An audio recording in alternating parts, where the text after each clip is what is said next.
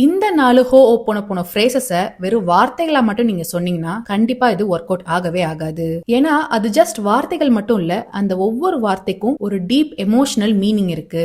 இதுல I'm sorry அப்படிங்கிறது உங்களுக்குள்ள இருக்கிற பெயினுக்கு நீங்க ரெஸ்பான்சிபிலிட்டி எடுத்துக்கிறது. ப்ளீஸ் ஃபர்கிவ் மீக்கு அர்த்தம் நீங்க உங்களுக்குள்ள இருக்கிற பெயினை ரிலீஸ் பண்றதுக்கு ரெடி ஆயிட்டேன்னு சொல்றது.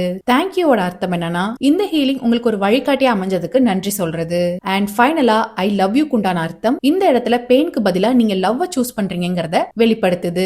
சோ எப்போ நீங்க பொறுமையா நிதானமா உணர்வுபூர்வமா இந்த 4 ஃப்ரேசஸை ரிப்பீட் பண்றீங்களோ அப்போதான் உண்மையான ஹீலிங் உங்களுக்குள்ள நடக்க ஆரம்பிக்கும். சோ இனிமே ரோபோட் மாதிரி ரிப்பீட் பண்ணாதீங்க. ஒவ்வொரு வார்த்தைக்கும் மதிப்பு கொடுத்து உணர்வுபூர்வமா ரிப்பீட் பண்ணுங்க. இப்படி நீங்க பண்ணும்போது கண்டிப்பா உங்களுடைய ரிலேஷன்ஷிப் இஷ்யூஸ் எல்லாமே சால்வ் ஆகும். நீங்களும் உங்க வாழ்க்கையில இருக்கிற எல்லா ப்ராப்ளமையும் சால்வ் பண்ணிட்டு உங்களுக்கு பிடிச்ச மாதிரியான வாழ்க்கையை உங்க பார்ட்னர் கூட வாழணும்னு ஆசைப்பட்டீங்கன்னா என்னுடைய ஃப்ரீ ஹீலிங் கிளாஸ்ல நீங்களும் ஜாயின் பண்ணிக்கலாம். கமெண்ட் செக்ஷன்ல லவ்னு டைப் பண்ணுங்க. நான் உங்களுக்கு டீடைல்ஸை DM பண்றேன்.